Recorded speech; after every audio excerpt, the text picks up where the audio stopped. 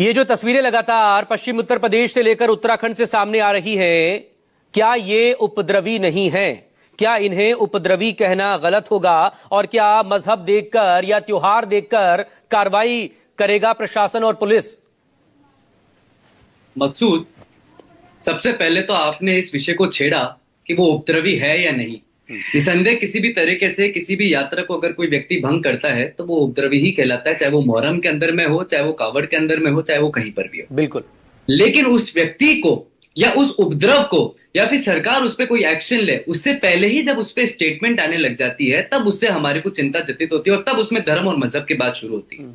कावड़ से जस्ट पहले मोहर्रम निकला था और देश के विभिन्न विभिन्न जगहों पर मोहर्रम के ताजे और जुलूस निकाले गए। और ऐसा नहीं कि हमने मोहर्रम के अंदर में किसी तरीके की बहुत शांतिपूर्ण घटना को ही देखा या फिर घटना घटी नहीं। चाहे आप उज्जैन ले लीजिए, बिहार ले लीजिए, कटिहार ले लीजिए, स्टोन पेल्टिंग ले लीजिए, मंदिर पे पथराव ले लीजिए, उज्जैन में पुलिस से क्लैश ले लीजिए, या अजय यादव की मारने का ले लीजिए, या फिर चूरू के अंदर में घटना ले लीजिए, मोहर्रम में हमने देखे। लेकिन किसी भी व्यक्ति ने उसको आतंकवादी नहीं कहा, किसी भी सरकार ने यह नहीं कहा कि ये इस्लामिक आतंकवाद फैला रहे हैं, किसी ने भी नहीं कहा कि ये उपद्रव है, उपद्रवी नहीं है। कावड़ को लेकर किसने आतंकवाद शब्द का इस्तेमाल किया? जिसने भी कहा उसने उपद्रवी या दंगाई का। मैं बताता हूं, मुझे बोलने दीजिए मकसूद। आतंकवाद का इस्तेमाल एसटी हसन ने नहीं कहा कि आतंकवादी घटना जैसा है। क्या कल सलमान रशीदी ने, मोहम्मद रशीदी ने नहीं कहा कि ये भगवा आतंकवाद है? तो हमने क्या करा, उसको बहुत सहारेंगे? नहीं सहारेंगे।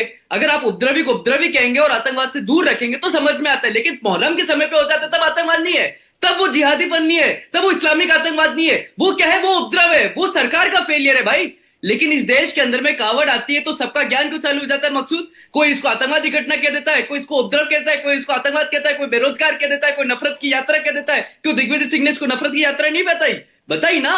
और भारत के अंदर में बताई है। लेकिन क्या एक भी व्यक्ति ने मुहर्रम को नफरत का जुलूस बताया? नहीं बताया।